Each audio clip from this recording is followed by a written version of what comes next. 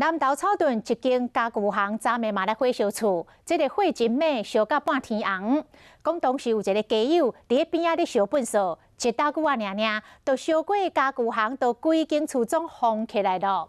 这经销用将近2点钟，才甲火拍花，损失100万。 发生火警，这大火一直烧无停，规间家具行拢陷入火海。消防人员眼看火势愈来愈大，赶紧由水线灌救。这间伫南投草屯的家具行，暗时突然间导火烧起来，边仔民众拢真紧张，惊火势去烧到附近的住户。而且隔壁那个都是好朋友啊，我也希望说他们人都平安啊。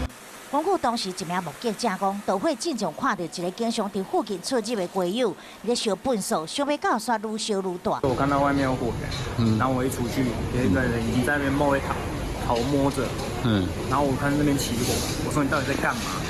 我赶快拿灭火器，可是已经来不及，因为都是家具类。消防人员用将近2点钟才将火拍关去，初步估计面积250平方公尺，财务损失大约100万。 那家具行里面可能就是有一些木质家具以及弹簧床垫以及泡棉的成分在里面，所以它的燃烧非常的快。火拍关去了后，相关单位嘛积极了解火警发生的经过，到底是故意放火，也是烧粪扫所引起的意外，拢必须要深入追踪调查。